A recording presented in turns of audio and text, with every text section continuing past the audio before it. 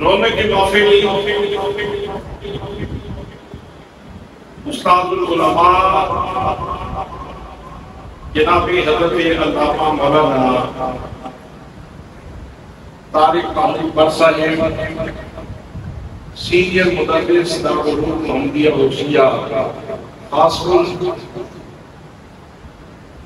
زینت القرآن استاد القرآن برادری عزیز جناب قاری رفاقت علی چشتی صاحب دیگر مقتدر متشمل فی وقار فی احترام علماء کرام معززین علاقہ برادران اسلام برادران طریقت برادران محبت السلام علیکم ورحمۃ اللہ وبرکاتہ۔ آج کی یہ عظیم شان کانفرنس، آج کا یہ سعادت مدامہ جلسہ، آج کی یہ نورانی محفل ان دو سعادت مندوں کے اعزاز اور اکرام اور تقریب میں ہے جن کے سینے نور قرآن سے منور ہو چکے ہیں۔ ان والدین کو مبارک ہے جن کی گود میں وہ خوبصورت بچے پلے ہیں، اور استاد صاحب کو مبارکبادی کہ ان کی محنت اللہ نے قبول فرمائی اور ان بچوں کو اللہ کریم نے قرآن کا نور عطا فرمایا۔ میں نے آپ سے ایک سوال پوچھنا ہے اور تقریب شروع کر رہا ہوں۔ وقت قلیل ہے، سفر طویل ہے، ڈھیرا شریف پہنچنا ہے، تو میں چاہتا ہوں کہ جلدی تقریب شروع کر دوں۔ آپ میں سے کتنے لوگ ایسے ہیں کہ اگر موقع ملے وہ حجر اسود کو جی بھر کے چومیں گے؟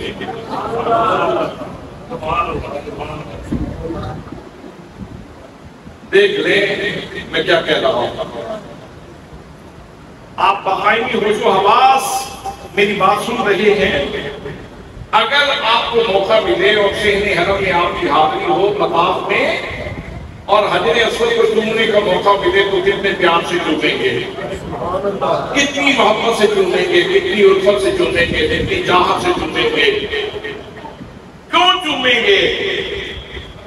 بے شک حجر اسود کی بڑی فضیلتیں اور بڑے مقامات ہیں، لیکن اس لیے چومیں گے۔ حضرت فاروق اعظم رضی اللہ تعالیٰ عنہ نے چومتے ہوئے ارشاد فرمایا تھا، حجر اسود میں تجھے اس لیے چوم رہا ہوں کہ تو بوسہگاہ مصطفیٰ ہے۔ حضرات محترم، آج میں کہیں اس سے بہت بلندی پہ آپ کو لے جانا چاہتا ہوں۔ اگر آپ کے حواس درست ہیں، اگر آپ کا ذوق سلیم ہے، اگر آپ کی طبیعت ٹھیک ہے، اگر آپ پوری توجہ سے میری بات سن رہے ہیں، تو میں اس مقام سے کہیں بہت بلندی پہ آپ کو لے جانا چاہتا ہوں۔ میرے دوستوں، میرے بھائیوں، اس جہان آب و گل میں اللہ نے انسان کو پیدا کیا ہے، تو اللہ کریم نے اس کی جسمانی غذا کا بھی اہتمام کیا اور روحانی غذا کا بھی اہتمام کیا۔ جسمانی غذا کا سلسلہ بھی بڑا خوبصورت ہے، لیکن اس وقت اس بات کو میں بند رکھوں گا، میں روحانی غذا کی بات کر رہا ہوں۔ جتنی مخلوق انسانی اللہ نے پیدا فرمائی، سب کے لیے اللہ نے روحانی غذا کا اہتمام کیا۔ جناب سیدنا آدم علیہ السلام، آپ کو اللہ کریم نے صحیفے عطا فرمائے تختیوں کی صورت میں، اور حکم یہ تھا کہ آدم کو ماننے والوں ان تختیوں سے استفادہ کر لو اور اپنی روحانی غذا کا اہتمام کر دو۔ تختیاں سامنے رکھ دی گئیں، تختیاں اتاری گئیں، تختیوں سے لوگوں نے استفادہ کیا۔ جناب نوح علیہ السلام کے ماننے والے، ان کے لیے بھی تختیاں اتاری گئیں، صحیفہ تختی کی صورت میں ہے، استفادہ کرو اور اپنی روح کی بالیدگی کا اہتمام کر لو۔ جناب حضرت ابراہیم خلیل اللہ علیہ السلام بہت عزت والی، بہت بزرگی والی شخصیت ہیں، انبیاء کرام میں بہت بڑا مقام ہے آپ کا، آپ کے ماننے والوں کے لیے بھی روحانی غذا کا اہتمام کیا گیا، لیکن صحیفے تختیوں کی صورت میں آئے اور لوگوں نے تختیوں سے استفادہ کیا۔ جناب حضرت داؤد علیہ السلام کو زبور عطا فرمائی، تختیوں کی صورت میں عطا فرمائی، تختیوں سے استفادہ کیا لوگوں نے۔ جناب حضرت موسیٰ کریم اللہ علیہ السلام بڑے لاڈلے پیغمبر ہیں، صاحب عصا ہیں،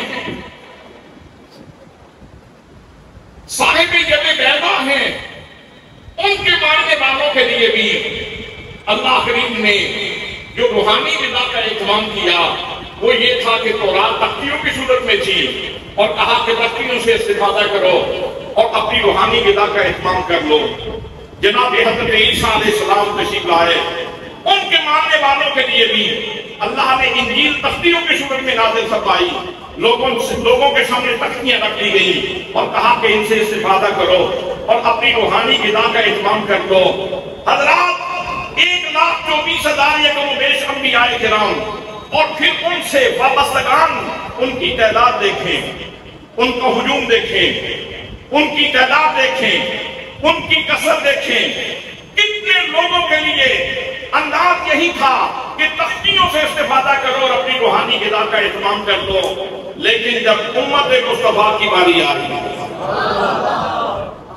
میرے دوستوں، میرے بھائیوں، جب نبی کریم صلی اللہ علیہ وسلم کی امت کی باری آئی اور لانے لوگوں اور صاحب تکریم لوگوں اور لجپال نبی صلی اللہ علیہ وسلم سے اپنا تعلق جوڑنے والوں، اپنے سینوں کو نبی کریم کی محبت سے آباد کرنے والوں، اپنے مقدر پہ ناز کرو۔ فرمایا او میرے محبوب صلی اللہ علیہ وسلم کے ماننے والوں، سن لو پیغام میری نبی کی زبان سے سن لو۔ فرمایا اے میرے پیارے محبوب گرامی، ہم نے آپ کی امت کا رزق یہ تختیوں کے اوپر نازل نہیں فرمایا، بلکہ فرمایا فَإِنَّهُ نَزَّلَهُ عَلَىٰ قَلْبِكَ۔ اے محبوب گرامی، ہم نے آپ کی امت کا روحانی رزق آپ کے قلب منیر کے اوپر نازل فرمایا ہے۔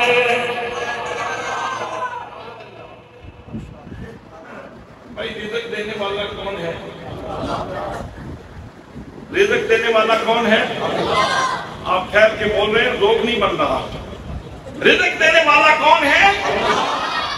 کتنے لوگوں کو اس نے رزق دیا، روحانی رزق دیا تو تختیاں آگے رکھ دی۔ لیکن جب امت مصطفیٰ کی باری آئی، ذرا تصور کریں آپ کو اللہ نے کتنی بلندی سے پہنچا دیا۔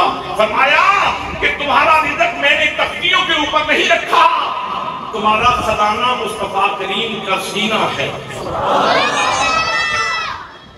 میرے دوستوں، میرے بھائیوں، جو بندہ قرآن پاک کی تلاوت کرتا ہے، جو قرآن مقدس پڑھتا ہے، وہ سینہ مصطفیٰ سے جڑ جاتا ہے۔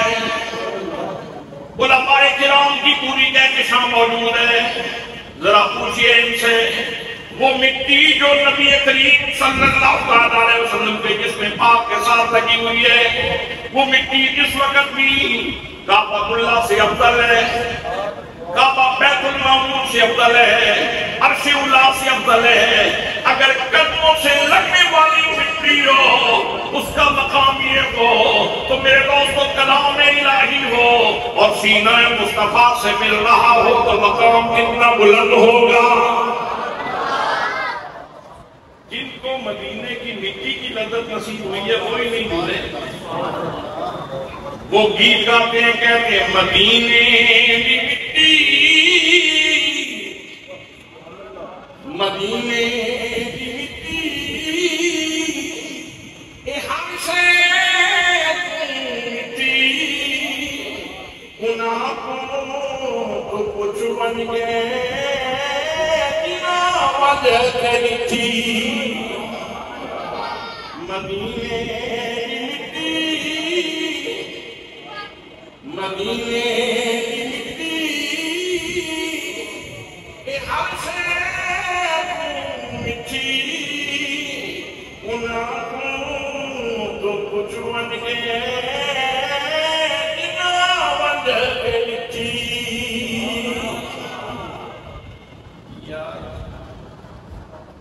اگر مٹی ان کے قدم چوم لے، وہ منہ میں ڈالو، بیماریوں بھی دور کر دے اور سارے ذائقوں پہ غالب بھی آتا،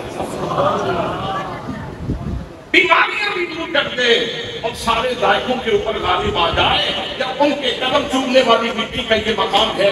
میں مٹی کی بات نہیں کر رہا، میں کلام الہی کی بات کر رہا ہوں. میں مصطفیٰ کے قدموں کی بات نہیں کر رہا، میں مصطفیٰ کے سینے کی بات کر رہا ہوں. مصطفیٰ کے سینے کی بات کر رہا ہوں.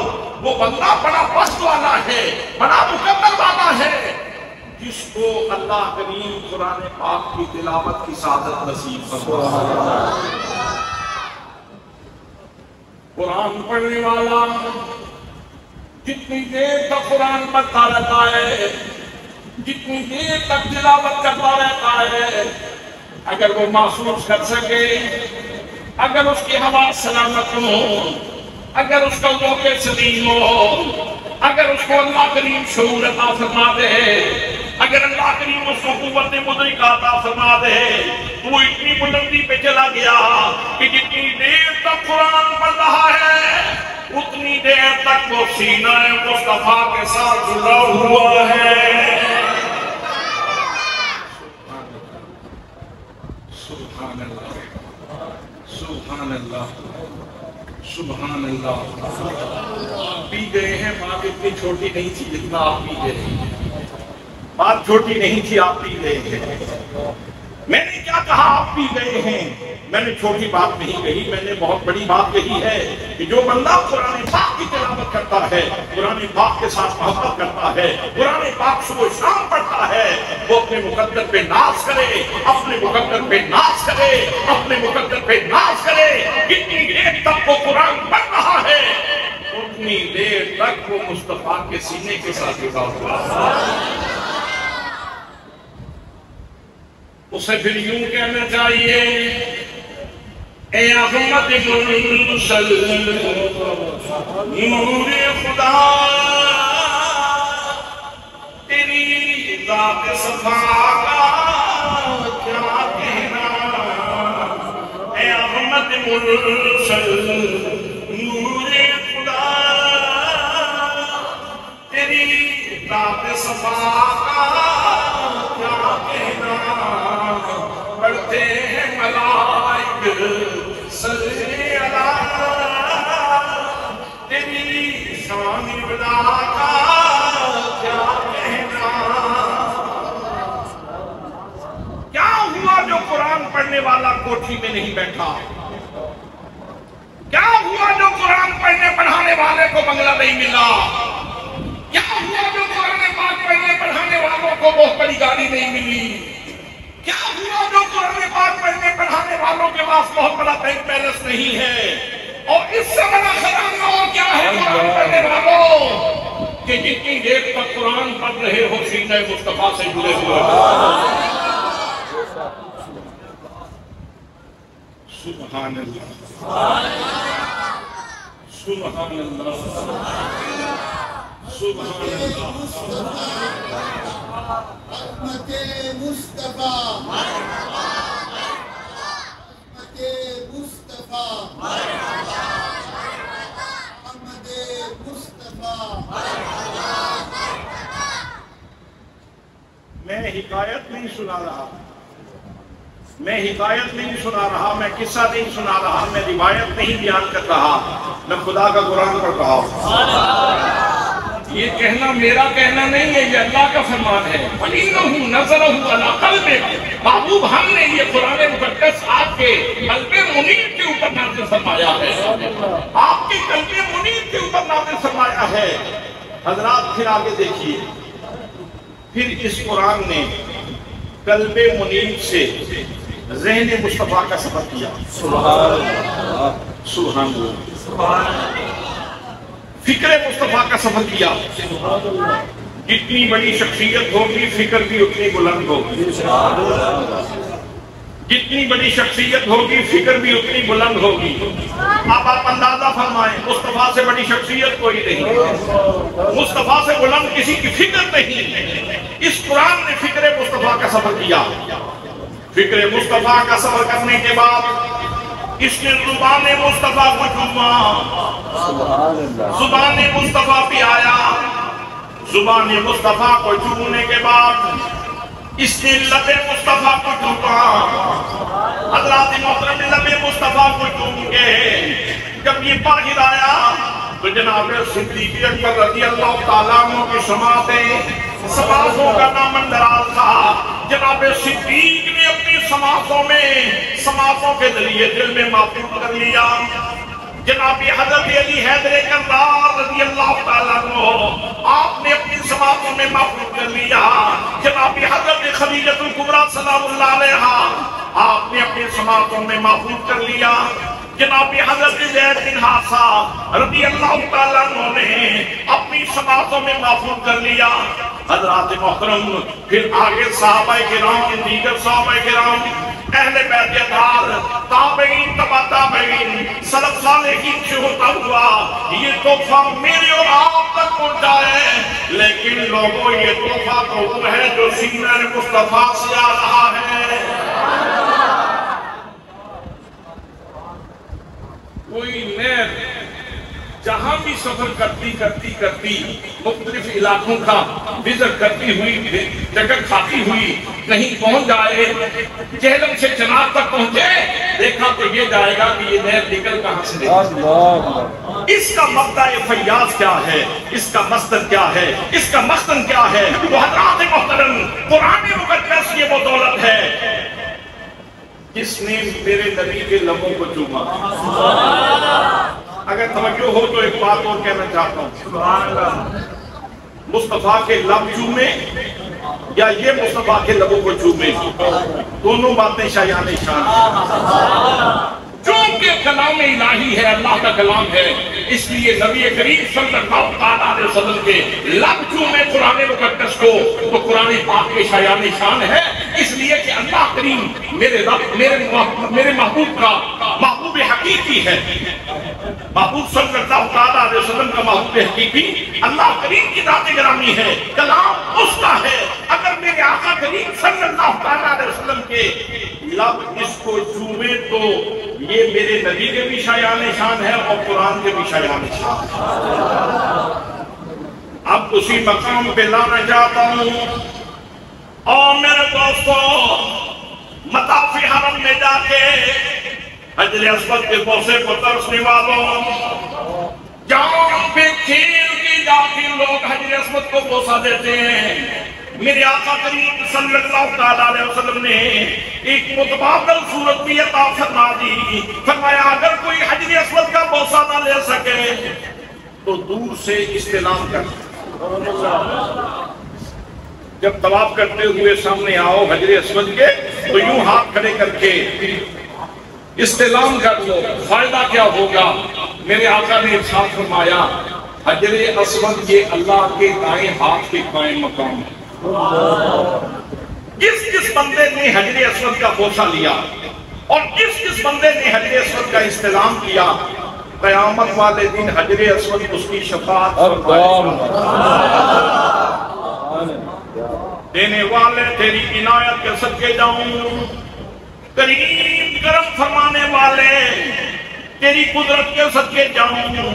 حضرات محترم میدان معاشر میں حجر اسود کو پتہ چل جائے گا مجھے چومنے والا کون ہے اور استلام کرنے والا کون ہے, میں نے اس کی شفاعت کرنی ہے. اگر اللہ کریم حجر اسود کو یہ علم دے سکتا ہے تو وہ اللہ کریم اپنے محبوب کو بھی علم عطا فرما سکتا ہے.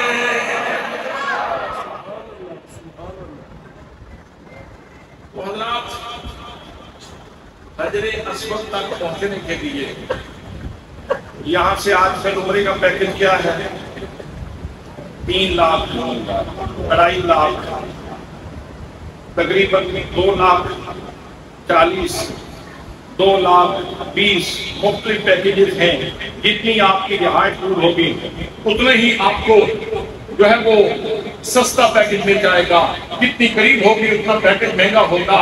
آپ جتنے بھی ٹورزم کے لوگ ہیں ان سے جا کے پوچھ لیں تو اتنے پیسے آپ کو خرچ کر کے پھر جا کے آپ مکہ شریف پہنچتے ہیں اور مدینہ شریف پہنچتے ہیں. پھر آپ مطاف حرم میں جا کے حجر اسود کا بوسہ لے سکتے ہیں. لیکن غریب امت کے اوپر کتنا بڑا کرم فرمایا. دل تو مچلتا ہے جہاں جس چیز کو مصطفیٰ نے چوما ہے میں بھی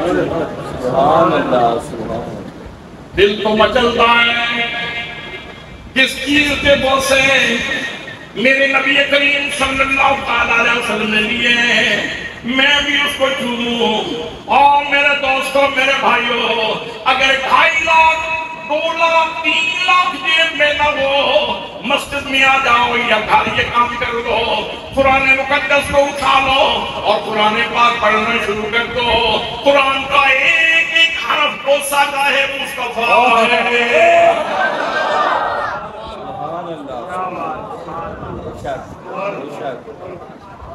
قرآن کا ایک ایک حرف کو ساگاہ مصطفیٰ ہے. قرآن کا ایک ایک کلمہ وہ ساگاہ مصطفیٰ ہے. قرآن مقدس کی ایک ایک آیت وہ ساگاہ مصطفیٰ ہے. قرآن مقدس کی ایک سجودہ صورتیں یہ وہ ساگاہ مصطفیٰ ہیں. قرآن مقدس کے 30 پارے ہیں یہ وہ ساگاہ مصطفیٰ ہیں. اور میرے دوستو کتنی نقدی صرف ہوگی, کتنا بل آئے گا, کتنے پیسے لگیں گے, کتنی محنت کرنی پڑے گی. گھر بیٹھے بچھائے قرآن بھی پڑھو, اللہ کے کلام کی لذت بھی لو اور مصطفیٰ کریم صلی اللہ علیہ وسلم کی بوسہ گا کے بوسے بھی لو. بس نظر بدلنے کی دیر ہے. نظر بدل جاتی ہے تو نظرانہ بدل جاتا ہے. سوچ بدلنے کی ضرورت ہے, فکر بدلنے کی ضرورت ہے. سوچ کے دھارے درست ہو جاتے ہیں تو معاملات درست ہو جاتے ہیں. آج کے بعد قرآن پاک کو جب پڑھنے لگو تو یہ بھی بات ذہن میں رکھا کرو کہ یہ اللہ کا کلام ہے. یہ اللہ کا کلام ہے. اولین تو اس کا درجہ یہی ہے کہ یہ اللہ کا یہ اللہ کا کلام ہے. اور دوسرے مرتبے میں دوسرے درجے میں یہ مصطفیٰ کے لبوں کو چومنے والا ہے اور میرے نبی اس کو چومنے والا ہے. میرے نبی کے لب ایک ایک حرف سے لگے. یہ تو اعلیٰ حضرت سے پوچھے نا بات کیا میں نے کہہ دی. فرماتے ہیں پتلی پتلی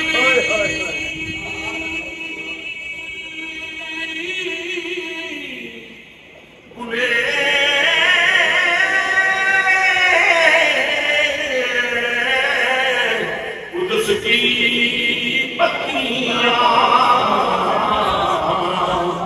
ان لبوں کی نظارت پہ ان لبوں کی نظارت پہ ان لبوں کی نظارت پہ ان لبوں کی نظارت پہ.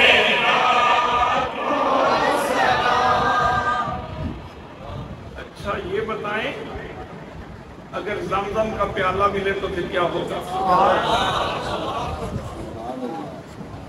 زمزم کا پیالہ اگر اسی مجلس میں اسی محفل میں اسی کانفرنس میں اگر آپ کو مل جائے بڑی عمل کے ساتھ بڑے اعزاز کے ساتھ اور بڑی تقریم کے ساتھ تو کیسے پئیں گے؟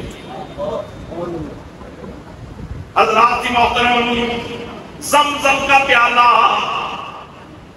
اگر یہاں زمزم کا پیالہ آ جائے آپ سب کو ایک ایک جام دے دیا جائے ایک ایک پیالہ دے دیا جائے تو جو سب سے بوڑھا ہے نا مجلس میں اس جلسے میں اس کانفرنس میں جو سب سے بوڑھا ہے وہ کہے گا بیٹا ادھر آؤ.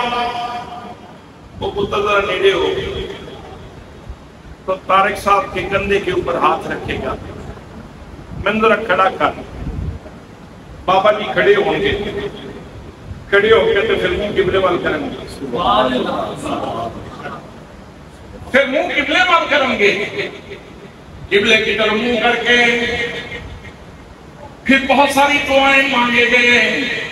یا اللہ میرے بیٹے کی خیر ہو, میری بیٹی کی خیر ہو, میری فیملی کی خیر ہو, میرے خاندان کی خیر ہو. اس لیے کہ نبی کریم صلی اللہ علیہ وسلم کا ارشاد گرامی ہے زمزم پیتے وقت جو بھی دعا کرو اللہ کریم بندے کی دعا کو قبول فرما دیتا ہے. بابا جی دعائیں کر رہے ہیں. دعائیں کر کے پھر بابا جی نے پانی پیا منہ قبلے کی طرف تکلف کیا بیٹھے ہوئے اٹھے منہ قبلے کی طرف کیا پھر دعائیں مانگی پھر جا کے پانی پیا میں نے پوچھ لیا بابا جی یہ تکلف کیوں کر رہے ہو؟ لالا موسیٰ کا پانی تو آپ نے بہت دفعہ پیا، یہ چکر محلے کا پانی تو بہت دفعہ پی لیا آپ نے، آپ اتنا تکلف کیوں فرماتے ہیں؟ اٹھے کی اٹھے منہ قبلے کی طرف کیوں کیا تھا؟ تو جواب ملتا ہے مولانا پاک اصل میں یہ کوئی عام پانی نہیں ہے، یہ وہ پانی ہے جس نے حضرت اسماعیل کے قدم چومے ہیں۔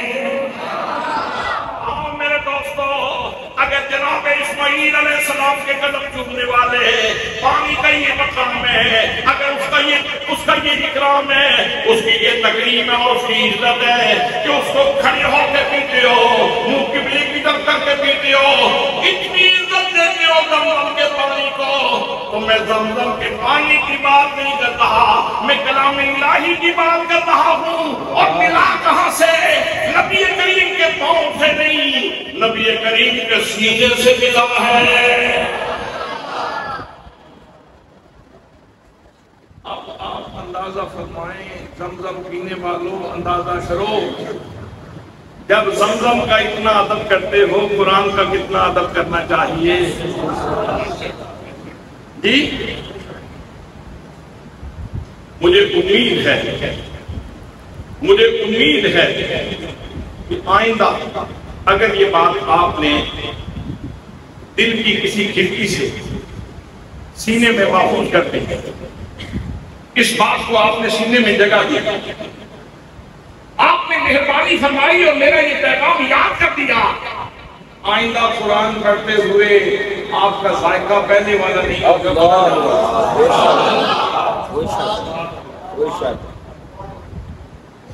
آپ کا ذائقہ پہلے والا نہیں ہوگا، آپ کا ذائقہ بدل جائے گا، اور ہو سکتا ہے تنہائی میں بیٹھ کے پڑھو تو پھر اپنی اوقات اگر یاد آ جائے۔ میں کیا ہوں؟ میں اپنی بات کر رہا ہوں، آپ تو بڑے صاحب فضیلت لوگ ہیں، آپ تو بڑے صاحب مکارم لوگ ہیں، آپ تو بڑی بلندیوں کے حامل ہیں، میں اپنی ذات کی بات کرتا ہوں، میری حیثیت کیا اور میری اوقات کیا، لیکن کمال کر دیا، مجھے سینہ مصطفیٰ سے جوڑ دی، مجھے خیرات دی تو سینہ مصطفیٰ کی خیرات عطا فرما، میری روح کے لیے اہتمام فرمایا رزق کا تو اتنا بلند و بالا۔ پھر مجھے کہنے دیجیے مہربانا سلطانا دیشانا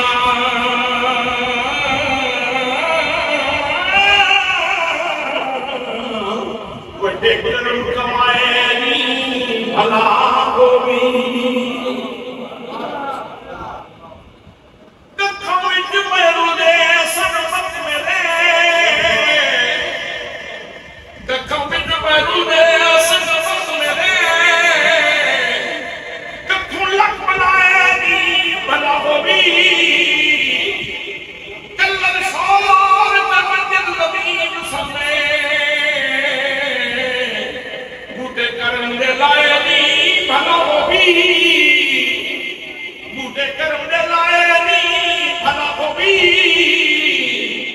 پتہ سارا سردار کی دنیا دا، پردے ایمان دے پائے نی بھلا ہوئی۔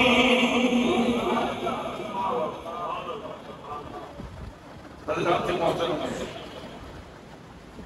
پھر ذرا قرآن مقدس، ہاں ایک بات ضرور، ہر بندے کے پاس قرآن نہیں پڑھنا، قرآن پڑھنا ہے جس نے سیکھنے کے لیے، قرآن پاک جس نے سیکھنا ہے پڑھنا ہے، وہ ہر بندے کے پاس نہیں، ہر بندے کے پاس قرآن پڑھنے سے قرآن کا نور نصیب نہیں ہوگا۔ میرے دوستوں، میرے بھائیوں، آؤ قرآن سے پوچھ لو کس کے پاس جائیں، کہاں سے یہ نور حاصل کریں، کہاں سے کتاب پڑھیں؟ تو اللہ کریم نے ارشاد فرمایا قد جاءکم من اللہ نور وکتاب مبین۔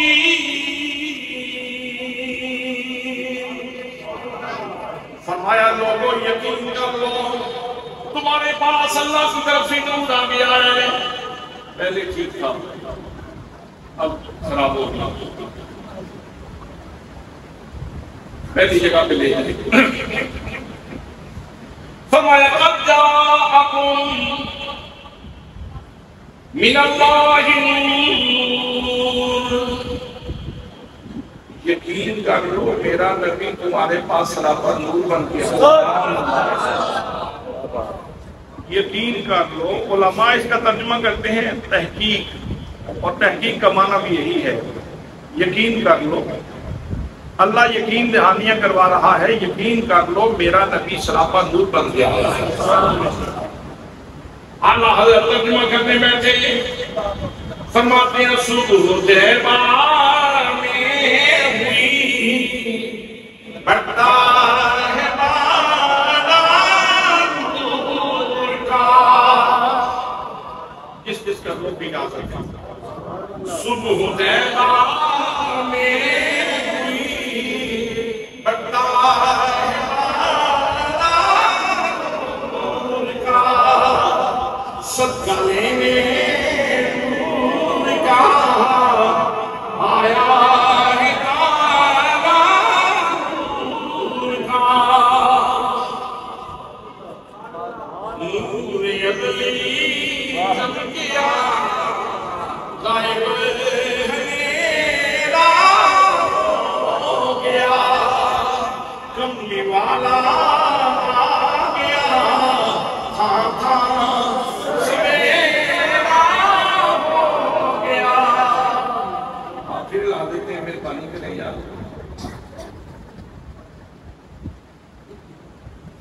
فرمایا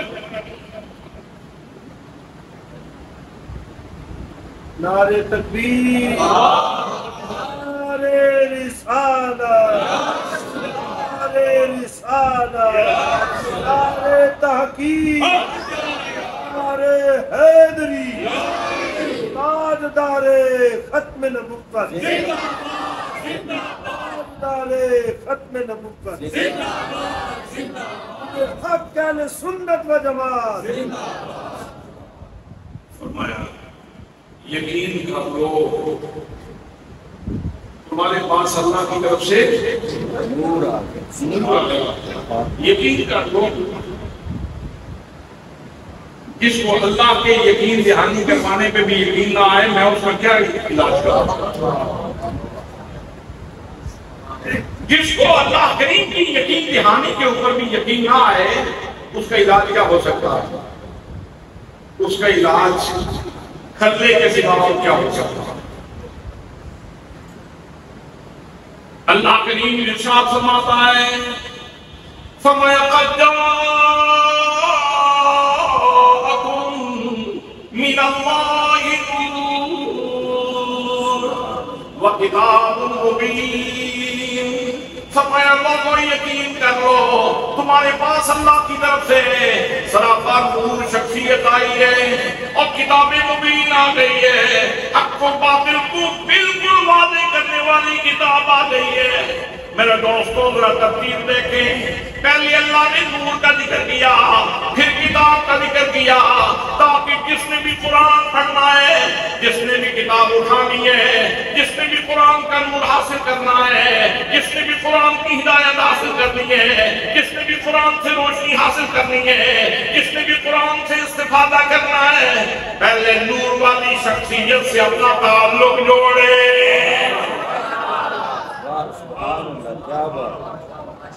وگرنہ قرآن کھولنے کو تو عبداللہ بن ابی منافق بھی کھولتا تھا. قرآن دیکھنے کو تو عبداللہ بن ابی منافق بھی دیکھا کرتا تھا, اور قرآن سننے کو تو عبداللہ بن ابی منافق بھی سنا کرتا تھا. میری اور آپ کی زبان سے نہیں, نبی کریم کی زبان سے سنتا تھا. لیکن چونکہ دل کا کنیکشن آمینہ کے لال سے نہیں جوڑا تھا, فکر مرید مصطفیٰ نہیں تھی, عقل مرید مصطفیٰ نہیں تھی, اس کے حواس مرید مصطفیٰ نہیں تھے, وہ مصطفیٰ کریم صلی اللہ علیہ وسلم کا نیاز مند نہیں تھا, حقیقت مند نہیں تھا. اس لیے اس کو قرآن نے کوئی فائدہ نہ دیا. اس کو قرآن نے کوئی فائدہ نہ دیا۔ حضرات محترم، صدیق اکبر بھی قرآن پڑھتے ہیں، ایک ایک حرف کے اوپر ان کے درجے بلند ہوتے ہیں، ان کی شانوں میں اضافہ ہوتا ہے، ان کے مقامات میں اضافہ ہوتا ہے۔ حضرات محترم، جن کو کتاب کا فیض ملتا ہے مصطفیٰ کریم کے تعلق کی وجہ سے، تو وہ یوں بولتے ہیں، فرماتے ہیں شدہ مدام زیدہ قبرہ وہ شان نبی وچی آیا عملوں کا قبر نکائی خاصا رمضان آیا۔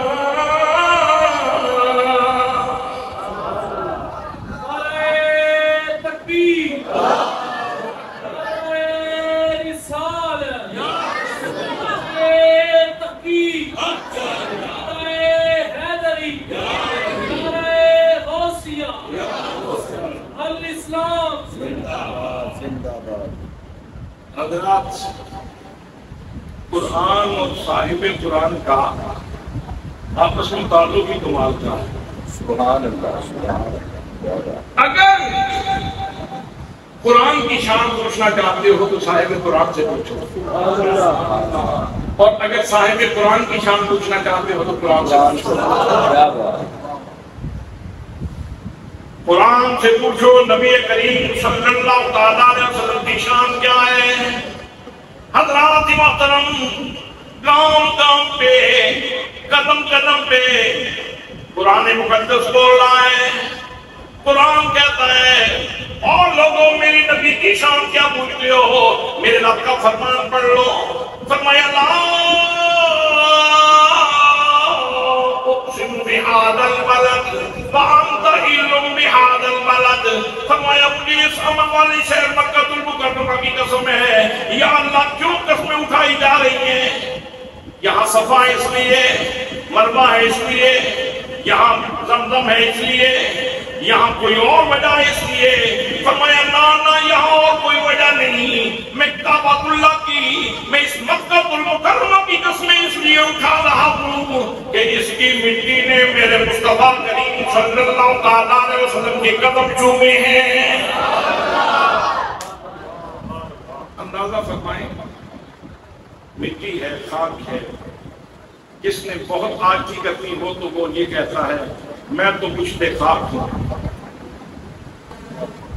میں تو عاجز ہوں، میں تو پشتے خاک ہوں۔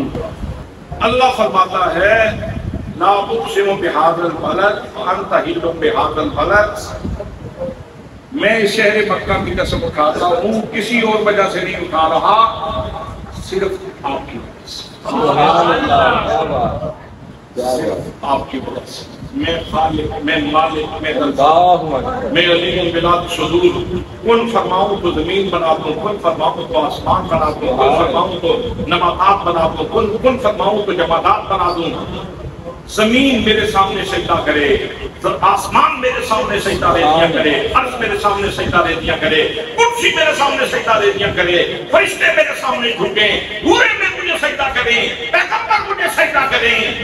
آدم جیسا پیغمبر مجھے سجدہ کرتا ہے، نوح علیہ السلام جیسا نبی مجھے سجدہ کرتا ہے، ابراہیم خلیل اللہ مجھے سجدہ کرتا ہے، اسماعیل مجھے سجدہ کرتا ہے، موسیٰ مجھے سجدہ کرتا ہے، عیسیٰ مجھے سجدہ کرتا ہے، تمام پیغمبر مجھے سجدہ کرتے ہیں۔ میں تیرے قدموں سے لگنے والی مٹی کی قسمیں اٹھاتا ہوں۔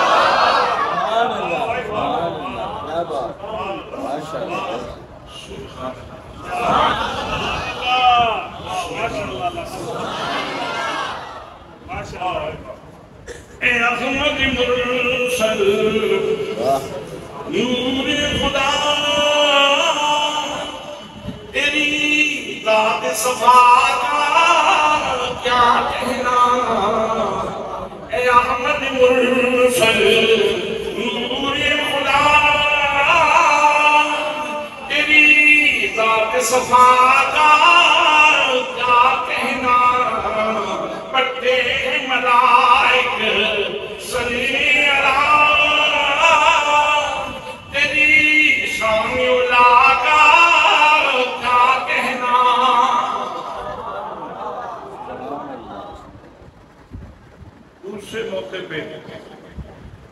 دوسری جگہ پہ قرآن بولا فرمایا والعصر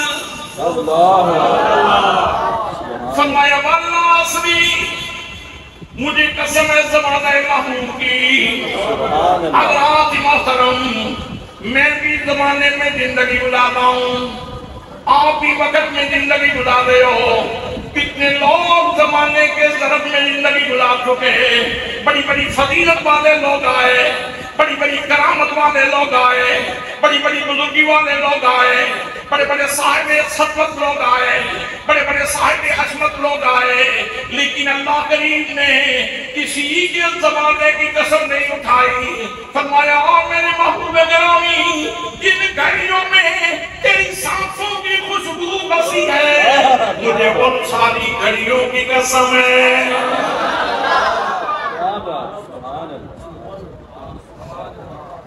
سبحان اللہ سبحان اللہ سبحان اللہ سبحان اللہ پھر کسی کی تشریح میں فرمایا لقد کان لکم فی رسول اللہ اسوۃ حسنہ فرمایا لوگو یقین کر لو میری نبی کی زندگی میں میرے رسول کی حیات مبارکہ میں تمہارے لیے اسوہ حسنہ موجود ہے اسوہ حسنہ تمہارے لیے لکم تمہارے لیے اسوہ کاملہ نہیں اسوہ حسنہ سبحان اللہ اسوہ کاملہ نہیں فرمایا اسوہ حسنہ حسنہ کا مطلب کیا ہوتا ہے اس بات پہ بابا فرید ہوتے تو مدد کرتے اس بات پہ سلطان بابو ہوتے تو مدد کرتے اس بات پہ صوفیاء ہوتے تو مدد کرتے حضرت سراج الدین طوسی حضرت داتا گنج بخش رحمت اللہ تعالیٰ علیہ کے شیخ ہیں وہ فرماتے ہیں حسنہ ہر اس چیز کو کہتے ہیں جس کے اوپر سائن کی پیار کی نظر سبحان اللہ پھر سنیں حسنہ ہر اس چیز کو کہتے ہیں جس کے اوپر اللہ کی پیار کی نظر یہ انہی لوگوں سے پوچھا جا سکتا ہے جو پیار کی ایک نظر کے لیے کتنا اچھا جنگلوں میں زمانہ دیکھے نہ دیکھے تم تو کبھی پیار سے دیکھے سبحان اللہ بے شک زمانے کی نظر سے اوجل ہو جائیں گے جنگل میں ڈیرا لگا لیں گے کہیں کٹیا بنا لیں گے زمانے کی آسائشوں سے منہ پھیر لیں گے دور کٹیا میں جا کے ڈیرا لگا لیں گے اور فقط مقصود یہ ہے کہ کبھی تو پیار سے دیکھ لے کبھی تو پیار سے دیکھ لے کبھی تو پیار سے دیکھ لے اور میرے آقا نے ایک دعا ہمیں عطا فرمائی ہے وہ بھی سنو آقا کریم صلی اللہ علیہ وسلم نے ایک دعا عطا فرمائی فرمایا اگر اللہ سے ہر اچھی چیز مانگنا چاہتے ہو اس جہان کی اگلے جہان کی تو یہ دعا مانگا کرو توجہ ہے بھائی دعا کیا ہے دعا سنو قرآن کی دعا ہے ربنا آتنا فی الدنیا حسنۃ وفی الآخرۃ حسنۃ وقنا عذاب النار اے میرے پروردگار مجھے ہر وہ چیز عطا فرما دنیا میں بھی ہر وہ چیز عطا فرما جس کے اوپر تیری پیار کی نظر ہو اور آخرت میں بھی ہر وہ چیز عطا فرما جس کے اوپر تیری پیار کی نظر ہو یعنی خیرات میری جھولی میں ہو اور تو پیار سے دیکھ رہا اور رسول اللہ کی حیات مبارکہ میں فرمایا لقد کان لکم فی رسول اللہ اسوۃ حسنہ میرے آقا کی حیات مبارکہ ہے 63 سال اگر اس کی تجزی کریں سیکنڈ میں تقسیم کر دو ہر سیکنڈ کے اوپر اللہ کو پیار منٹوں میں تقسیم کرو تو ہر منٹ کے اوپر اللہ کی پیار کی نظر گھنٹوں میں تقسیم کرو تو ہر گھنٹے کے اوپر اللہ کی پیار کی نظر ہے. اگر دنوں میں تقسیم کر لو تو ہر دن کے اوپر اللہ کی پیار کی نظر ہے. اگر ہفتوں میں تقسیم کر لو تو ہر ہفتے کے اوپر اللہ کی پیار کی نظر ہے. اور اگر مہینوں میں تقسیم کر لو، سالوں میں تقسیم کر لو تو ہر مہینے اور ہر سال کے اوپر اللہ کی پیار کی نظر ہے. اور فرمایا لکم، تمہاری خاطر، تمہاری خاطر. اگر تمہارے اندر بھی وہ رنگ نظر آنا شروع ہو جائے جو سنت رسول کے اندر ہے تو پھر تمہیں بھی ہم پیار سے دیکھیں گے. پھر تمہیں بھی پیار سے دیکھیں گے. سبحان اللہ. میں نے کہا اگر صاحب قرآن کی شان پوچھنی ہے تو قرآن سے پوچھو، اور اگر قرآن کی شان پوچھنی ہے تو صاحب قرآن. اللہ کی محترم صاحب قرآن سے پوچھو قرآن کی شان کیا ہے. میرے پاک نبی صلی اللہ علیہ وسلم نے فرمایا لوگوں قرآن کی قدر کرو. قرآن وہ بلند رتبہ کتاب ہے، وہ شان والی کتاب ہے کہ جس کو پڑھنے والا جب گھر سے اپنی دہلیز کراس کرتا ہے، عمر جتنی بھی ہو، چھوٹا بچہ ہو یا بوڑھا ہو، جوان ہو یا لڑکپن میں ہو، جو بھی گھر سے پڑھنے کے لیے آئے قرآن گھر کی دہلیز کو کراس کرتا ہے تو اس کی تکریم کے لیے اللہ کریم فرشتوں کو بھیج دیتا ہے. اللہ فرماتا ہے فرشتوں اس کی منزل دیکھو، اس کا ذوق دیکھو، اس کا شوق دیکھو، اور اس کے پاؤں کے نیچے پر بچھا دو. پوری دنیا کا سروے کر لیں کس صدر کا پروٹوکول ایسا ہے، دنیا کی کس کنٹری کے وزیر اعظم کا پروٹوکول ایسا ہے، کس عہدیدار کا پروٹوکول ایسا ہے. دنیا میں لوگ قالین تو بچھاتے ہیں، لوگ پھولوں کی قالین تو بچھا دیتے ہیں، لیکن اتنا بڑا پروٹوکول بچہ چھوٹا سا ابھی صحیح طرح بولنا بھی نہیں جانتا، ابھی ناک بہ رہی ہے، لیکن جیسے ہی گھر سے نکلا، گھر کی دہلیز کو کراس کیا تو مالک اس کی بہتی ہوئی نوزی کو نہیں دیکھ رہا، اس کے آلودہ کپڑوں کو نہیں دیکھ رہا، مالک اس کی خوبصورت منزل کو دیکھ رہا ہے. سبحان اللہ، سبحان اللہ. اور صاحب قرآن سے پوچھو قرآن کی شان میرے آقا کریم صلی اللہ علیہ وسلم نے بیان فرمائی. وہ بیٹے کہاں ہیں جی جنہوں نے حفظ کیا ہے؟ وہ بچے جنہوں نے حفظ کیا ہے؟ ماشاءاللہ. یہ ہیں دو شہزادے.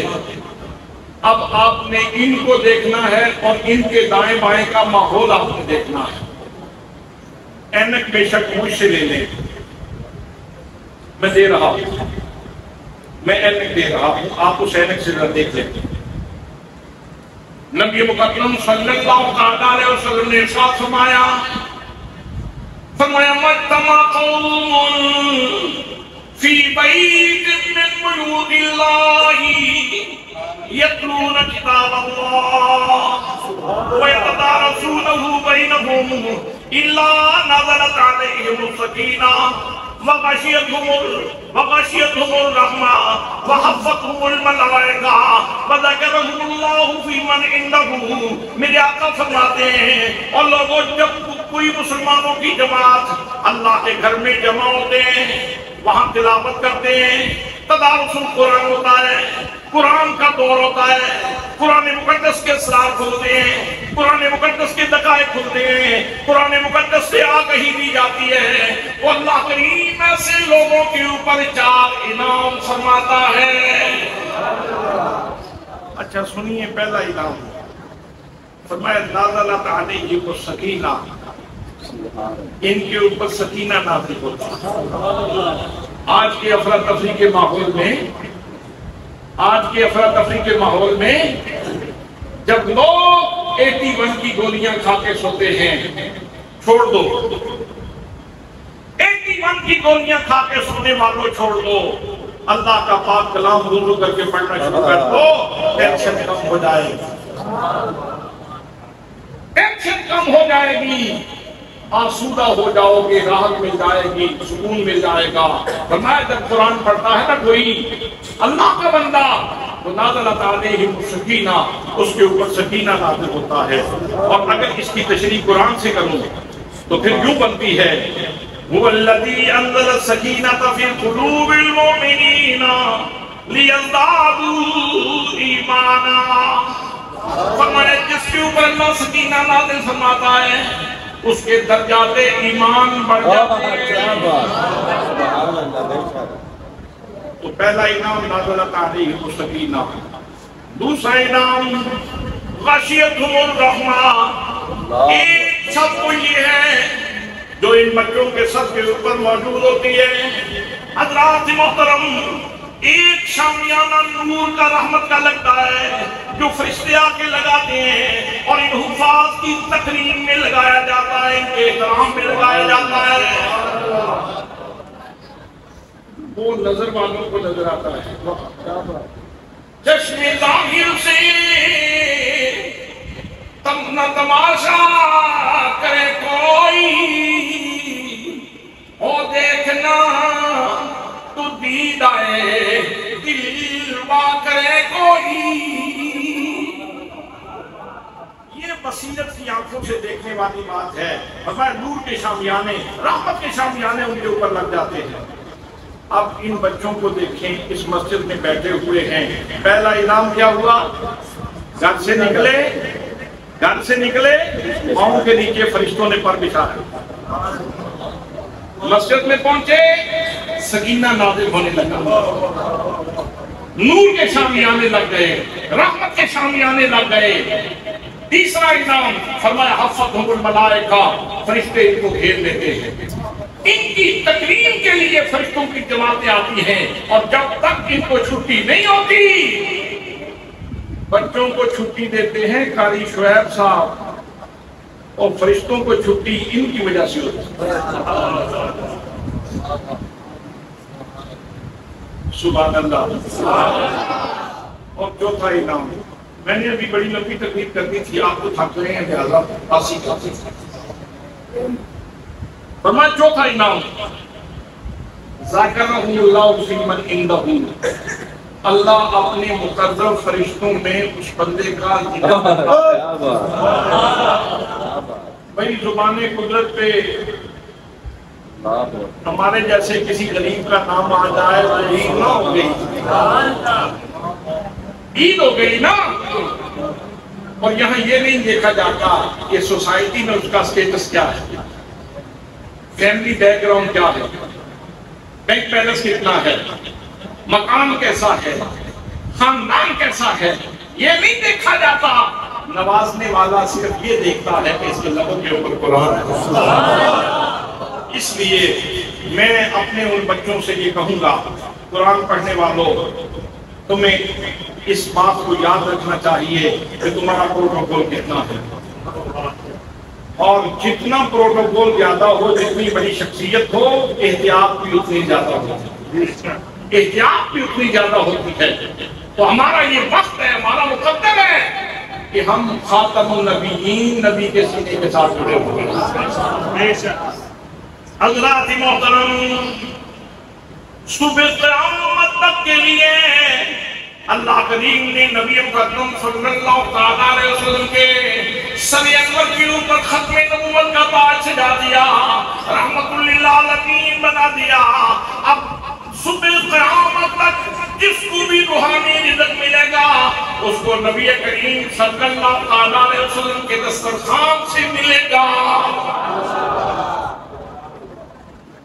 جو لوگ ختم نبوت پہ ڈاکہ ڈالنا چاہتے ہیں، میں ان سے کیوں نہ جھگڑوں، وہ مجھ سے میرا رزق چھیننا چاہتے ہیں، وہ میری روح کا رزق چھیننا چاہتے ہیں۔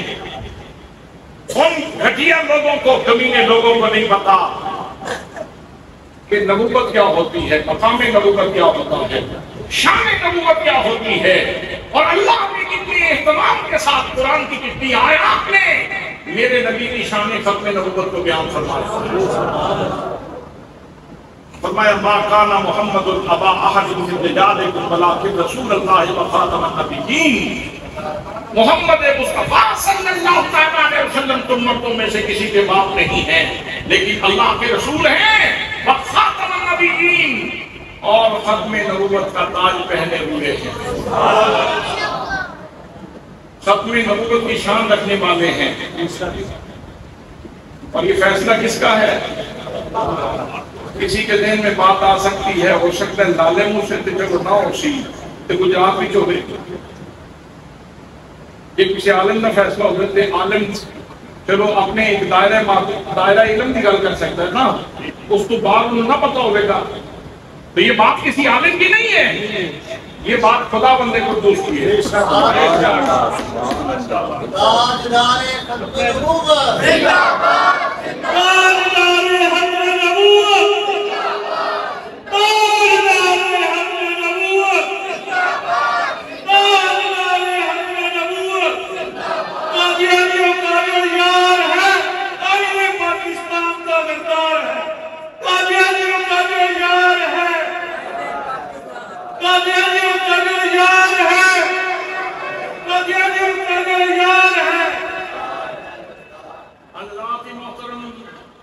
صاحب جو نعرہ لگا رہے ہیں ٹھیک کہہ رہے ہیں، قائد اعظم کا جنازہ پڑھا جا رہا تھا، سعد ظفر اللہ جو قادیانی تھا اور اس وقت کا وزیر خارجہ تھا وہ پیچھے بیٹھا ہوا تھا، کسی نے اس سے پوچھ لیا کہ تم نے جنازہ کیوں نہیں پڑھا؟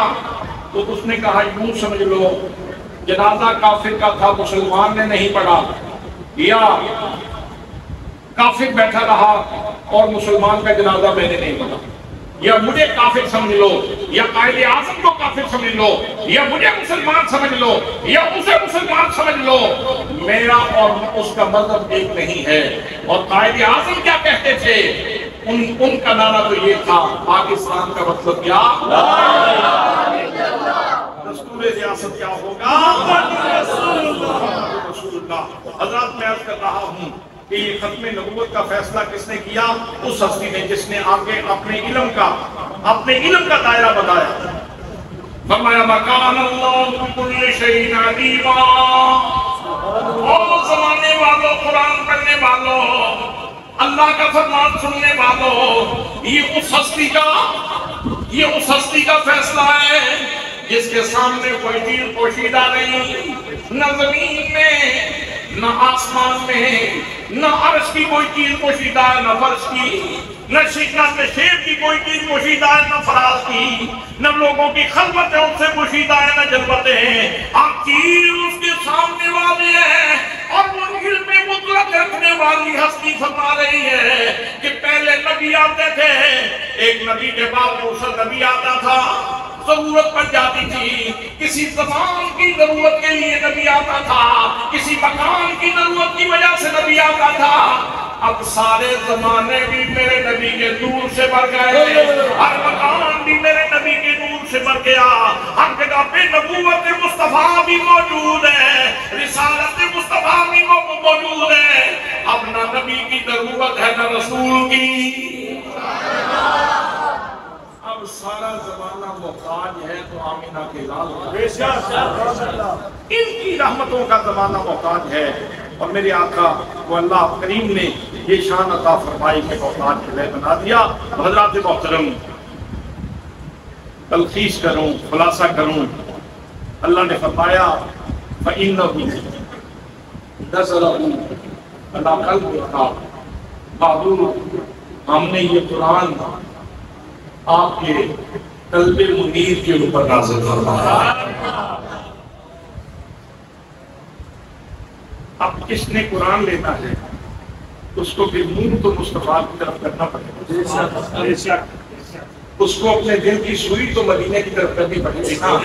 اسی لیے میرے مرشد گرامی نباد اعظم سیاہ الامت حضرت جسٹس پیر محمد کرم شاہ الازہری رحمۃ اللہ تعالیٰ علیہ فرمایا کرتے تھے، بیٹا کتب نما کی طرح بن جاؤ۔ حضور کتب نما کا خاصہ کیا ہے؟ فرماتے اس کو بھیرا میں رکھو، سوئی قطبی تارے کی طرف رہے گی، سرگودا میں لے جاؤ، اس کی سوئی قطبی تارے کی طرف رہے گی، ہند میں لے جاؤ، سوئی قطبی تارے کی طرف رہے گی، سندھ میں لے جاؤ، سوئی قطبی تارے کی طرف رہے گی۔ آپ نے فرمایا بیٹا تم چاہے بھیرا میں رہو، سرگودا میں، ہند میں رہو، سندھ میں، دنیا کے جس کونے میں بھی رہو، تمہارے دل کی سوئی مدینے کی جانب ہونی چاہیے